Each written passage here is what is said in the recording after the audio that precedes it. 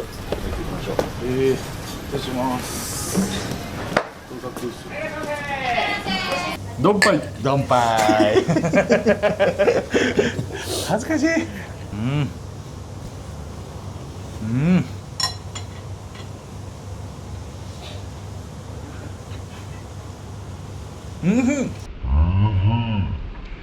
どうしよう、うまいったら。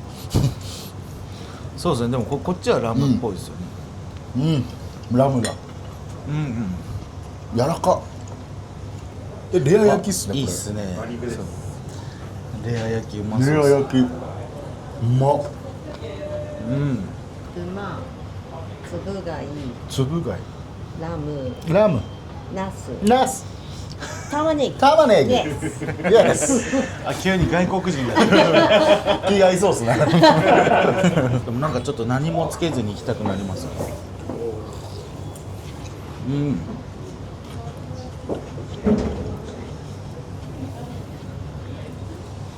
揚げたらまたなんか馬の香りちょっと出るんですけど、それはそれで僕めっちゃ好きなんです。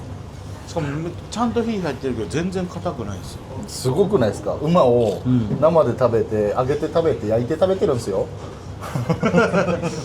何回楽しませてくれるんですか、本当に。すごい。前のジェラートの会のはい。続きですね。もう大変長らく。お待たせいたしましたと見てください。はじゃあまず、相撲初心者に向けて相撲の魅力を教えてください。面接やん。すごい。面接みたいになってますよ。相撲の魅力とは何ですかみたい全然カップルなんかチャンネルなんのより遠いですね。な。いや本当に。なんか逆にイレギュラーすぎてこう。ここからはちょっと相撲っぽい。ああ、まあそうですね。は相撲部屋チャンネルの。い。そうです。カップルチャンネルじゃなくて相撲部屋チャンネル。そうですね。でも僕はその相撲の魅力はやっぱり歴史が長くて、そのやっぱ小さい人がやっぱりこの大きい人を投げたりとか、そういう時に観客が湧くんですよね。そのバーッと。はい。そこにやっぱ魅力を感じますね。そのなんか不可能はないんだみたいな。俺でも勝てるんだっていう。いや本当そうっすよね。パトカさんはどうですか。相撲のいいとこはやっぱり誰が見ても分かりやすいですし、その後短時間で決着がつくっていう、まあそのなんていうんですかね、推しというかその好きな選手を長時間見たいっていう面ではちょっと不向きですけど、その勝負を楽しむっていうのでは一番短い競技だと思うんで、その後やっぱ誰が見ても分かりやすいです。で、しゅうちゃんが言った通り、ちっちゃい人が大きい人にも勝つし、その横綱みたいなその絶対的に強い人がいるっていうのもまたそのいろんな楽しみ方ができますよね。そうですよね。その面白いのが相撲って用意スタートがないんですよね。僕たちのあうんの呼吸で発揮なんで、そこもスポーツ、いろんなスポーツとしてもそこも面白いと思いますね、やっぱり。あれ立ち合い合わないとき、は審判の方に礼するじゃないですか。はい。あれ後で怒られたりしないですか。いや、怒られるというか注意が指導される。そうですね。立ち合い呼吸を合わせろよっていう風にご指導はいただけるんですけど、まあそれが2回。ルール上で2回か3回ですよね。2回かな今。3回です。3回言われたらその、まあ、呼び出しといってお互いちゃんともう紳士のスポーツなんでなるほど。呼吸を合わせて戦いよと、まあそういう指導があるということはい、ですね。ご指導が入ります。わかりました。次に力士になって一番良かったことは何ですか。僕はもう本当今じゃないですかね。こうしていろんな人とのご縁とか出会いがやっぱりあるし、やっぱり何より僕は小学2年生からやってたんですけど、本当にずっとこう続けてきて、それが職業として実際に土俵に立って戦えるのと、まあもう本当家族も全力で背中を押してくれたんで。今質問何でしたか。力士になってどうだったの。あ、力士になってくれ合ってます。はい。あと岡さんはどうですか。いやまあ本当に学生の時とは違って僕らが勝って喜んでくれる人が鳩岡っていう存在で応援してくれる人がやっぱりいることが嬉しいですよね。やっぱ学生時代とかアマチュア時代って同じ学校とか例えばやっぱり家族とか友達ぐらいしかいないわけじゃないですか。プロになった瞬間にやっぱり言ったらもう世界で見てる人がいるわけですね。で YouTube 始まってそれこそ海外の人とかもすごいハトシを応援してくれる人たくさんいますし、だからこそこうやってYouTube に出てることもありがたいですよね。やってくれてることもありがたいですし。こちらこそありがとうございます。いやいや、もうそのおかげで焼肉屋行ってごちそうになったりとか行く先々でお気持ちいただいたりとかなんか急に安くなっちゃう本当懲りずにごっちゃんです次行きましょう次に、取り組み前のルーティンとか験担ぎってありますか？これでも分かれる人多いと思うんですけど、自分も最初は場所までの行き方とかなんか朝こうやって食べてとかいろいろやってたんですけど、もう 1,2 年ぐらいでやらなくなって、そういう思い通りにいかなかった時にやっぱこう気持ちというかあれが揺らぐんで、そこを気にせず、そこのマインドじゃないなと思って、今はほとんどない。もう気にしてないですね。松岡さんどうですか？僕は結構ありますね。でもしょうちゃんの言う通りできることの範囲で作ってます。例えばご飯を何時間前に食べるとか、はい、あと食べるものの内容とか、あとはアップに入るまでの時間とか、そのぐらいですかね。それはでも合理的なもんですよね。アスリートだと当たり前といえば当たり前の。わかりました。じゃあ基本的になんか験担ぎみたいなのはない。やっぱ作ってしまうと僕らってやっぱり地方に行ったりして環境がすごい変わってしまうんで、ちょっとそれができなくなってしまう場合があるんですよね。だからそれやっぱりしゅうちゃんと同じでできなかった時になんかそのせいにしてしまうとか、そういう心理的状況を作りたくないんで、だからできることの範囲でのルーティンですかね。次に、場所の取り組みがある日の朝、部屋で何してますかっていう。でもそれは普段と変わらずだと思いますけどね。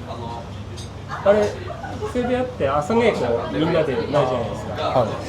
でもそれぞれで土俵にでも今はもう全然みんなで降りて、合わせて体を動かして、その相撲を取ったりとか、おのおの調整ではあるんですけど、一応稽古場に降りてご飯食べて、そこからまた個人個人違う流れになります。稽古は公開してないけれども、だいたいみんな一度集まって、30分1時間なり動かしてます。木瀬部屋以外の力士で一緒に出かけたり仲のいい力士はいますか？ハトちゃんわかんないです。僕はもうハトちゃんしかいないんで、なるほど。他の部屋の人とは出かけないですかね。いや僕も他の部屋はいないです。今まで一番印象に残っている取り組みを教えてください。プロ入ってからですか？プロでなくてもいいですよ。でも僕にとってやっぱ全ての取り組みが本当対戦相手にとって感謝の気持ちがあるんで、そこで笑いながら言うとありますよ。なんか僕はですね、学生の時に、体重別なんですけど、僕全然結果が残せてなかったんで、東日本の体重がちょっと無差別で、アマチュアとかよく見てる人は知ってると思うんですけど、三輪君っていう子がもう世界とか、体重別とかでも優勝してるような、本当世界の三輪とか言われてるじゃないですか。その子に体重別に勝った時は、まあ、その時2位だったんですけど、まあその相撲がアマチュアの時が一番ですね。お相撲さんになってからはやっぱり優勝した時3段目2回優勝してますけど、その時の2番とかですかね。木山の合宿所はいかがでしたかっていう。佐賀ですね。佐賀のはい宿舎ですか？宿舎、はい。いやでもまあいつもと違う新鮮というか、本当にもう山の中なんで、まず空気が違う中で、まあ環境変化、そのいい環境変化で稽古はできてたらなとは思います。ただやっぱりちょっと山の中なんで、その買い物とかはちょっと、大変な部分はありました。そうですね。は気軽に行けないですもんね。そうですね。場所までの距離とかもやっぱ今までと違うかったり。なんかつどつどタクシー呼ばなきゃいけないっていう。そうなんですよね。車出してもらわなきゃいけないっていうのが。はい。まあその右に同じく、まああとお風呂がすごい大きくて、それが癒しでしたね。回しはどんな匂いがしますか？どんな匂い？それは人によって変態やん。いやそうなるっす変ね。態やん。いやもう香ばしい。僕の場合ちょっと燻製がかった蜂蜜の匂いがしますけど。よく言い過ぎじゃないですか。いやだって回しの匂いどう表現したらいいんですか？いや自分のって正直分かりづらくないですか。そうです。もうでももう汗と涙と血の勲章の匂いですよね。本当そうですね。だって僕らの中ではもう臭ければ臭いほど男前というか。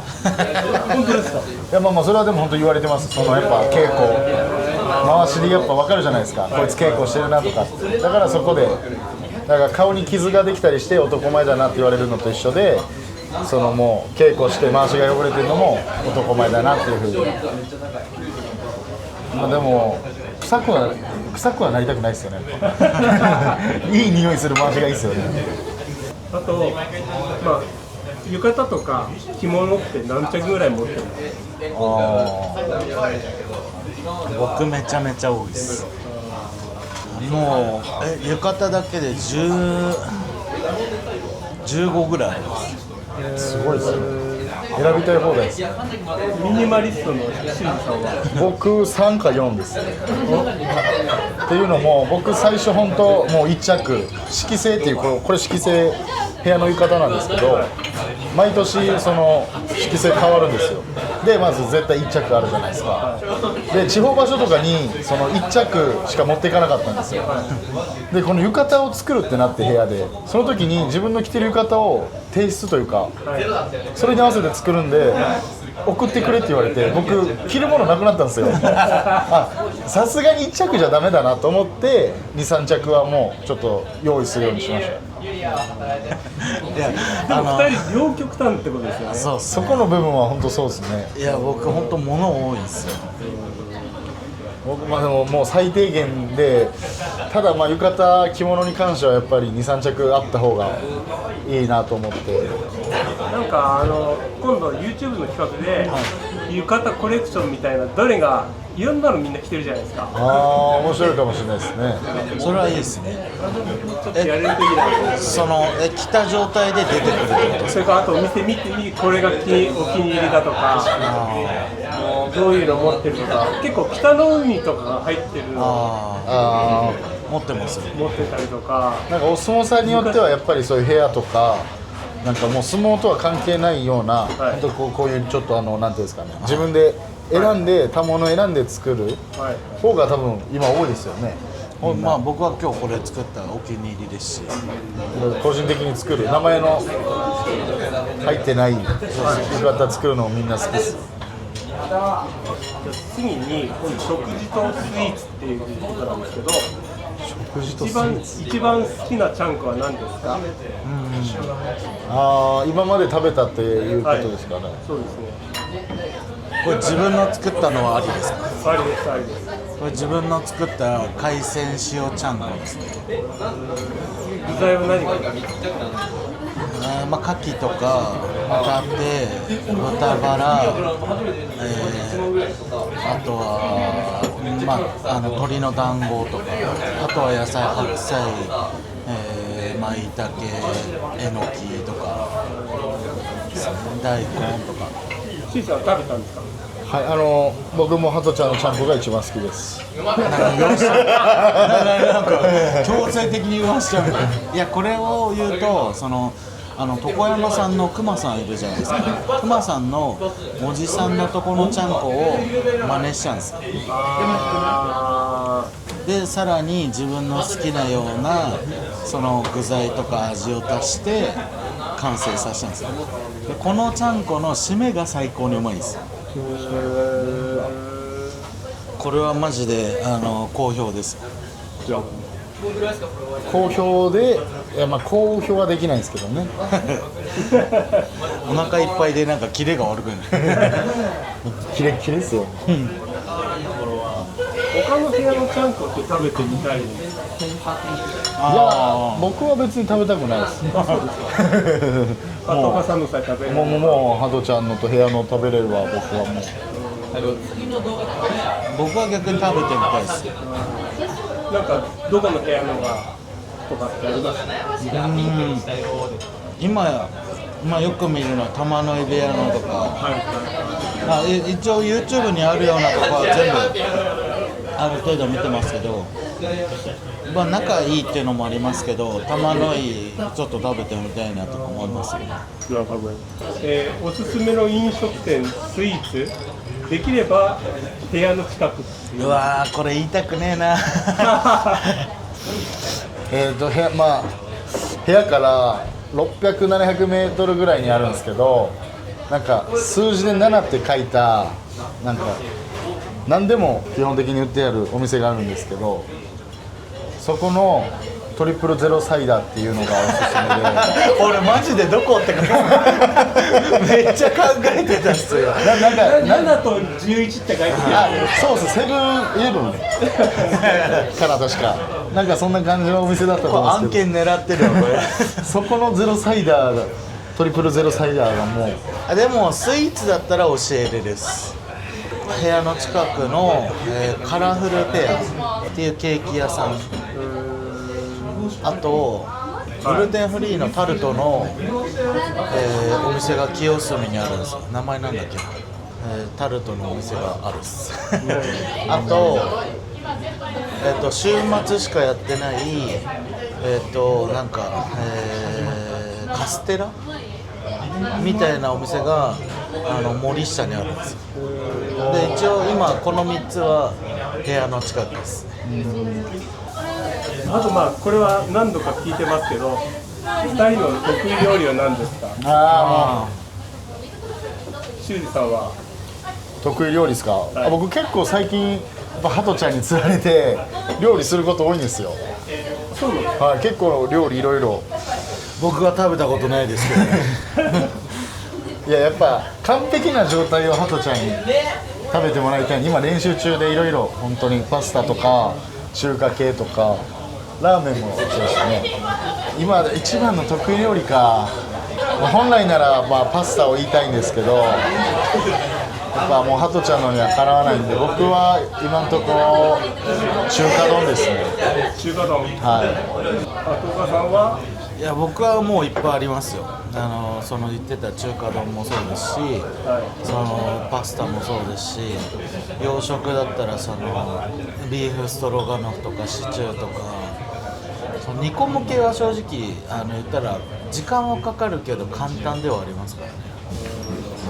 ホワイトシチューとかグラタンとか、オムライスとかも自分で好きなんでちょっとこだわりがあるんですよ。あと親子丼とかもちょっとこだわりがあるんですよ。でも一番はもうパスタです。もうパスタは本当にもう。それでも多分しゅうちゃんの好きなのもあるし、あとでもな、自分でも思いますよね。最近お店にも負けないんで。本当にパスタはもう一番の得意料理じゃないですかね、ハトちゃんの。この間もホタルイカのパスタ作ってしゅうちゃんに一口あげて脳天直撃しました。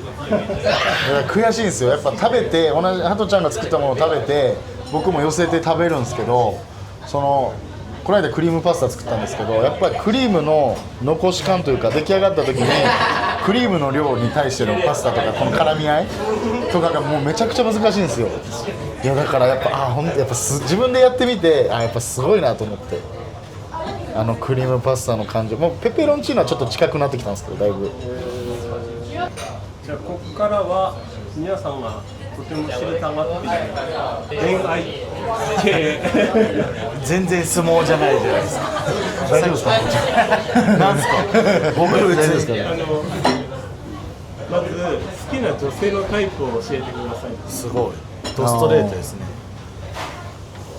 もう自然にですか？はい。笑いを狙ってもうよく笑う。ただ僕の発言に対してもう全部笑ってくれる子。ずるいな。女の子でお願いします。あとその気配りというか、なんかこう気配りです。気配りのできる子。すごい気配りじゃないそれ。おせっかいになって。いや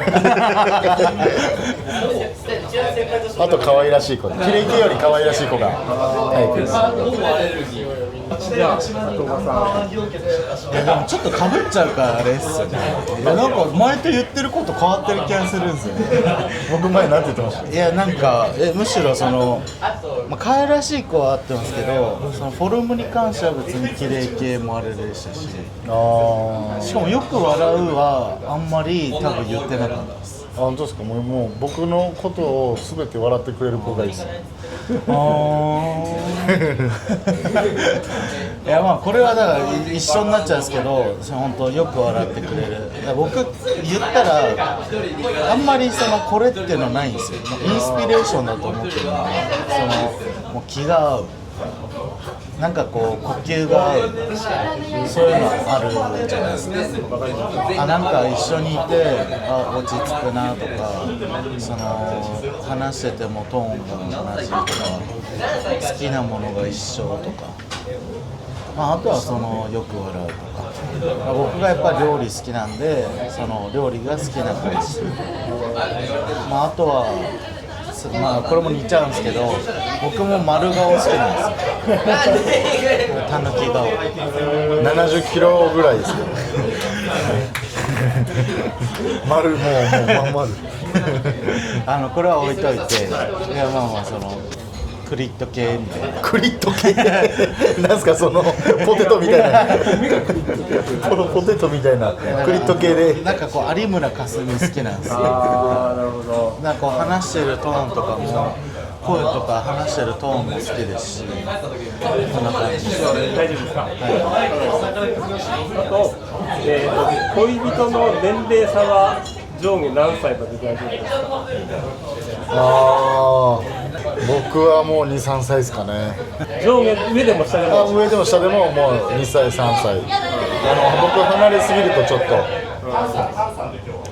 きついですね。トマさんは？いやだからこれも僕はそのインスピレーションでやってるんで、年齢はあんまり関係ない。いやそうだって分かんないじゃないですか。なんで笑ってんのそんなこれも僕インスピレーション嫌だ、ちょっと入ってる靴でそんななんかもう嫌だわ本当にそういうとこ。僕はなんか違う人出てましたよ。いやだから本当気にしないです。一緒にいて会う人なら感じです。事実くんのやめよう。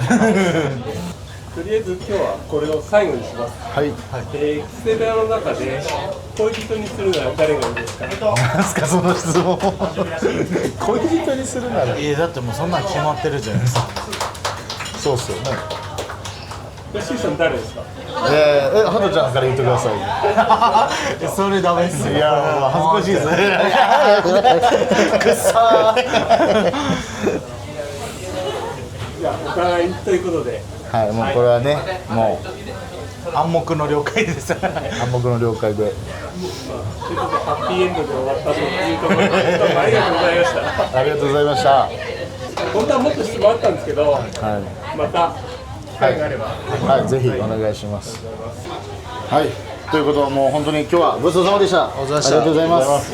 いやもう本当に今日は友達の友達っていうことで友情出演で最後は真ん中に入ってもらいました。ちょっとグラス雑魚高い僕らより高いんじゃないですか。僕ちっちゃく見えてるんですいやということで最後に2人しかジョッキ持ってないですけど、はい、ごちそうさまでした。ありがとうございます。ありがとうございます。ありがとうございました。ありがとうございました。いや本当全部美味しくて、また本当ちょっと同い年なんでちょっと同級生会しようかなと思います。ここでやりましょう。まあ、ということで今日も動画見ていただきありがとうございます。ですね、まだ押してないそこのあなた、グッドボタンとチャンネル登録よろしくお願いします。それではまた次の動画でお会いしましょう。バイバイ。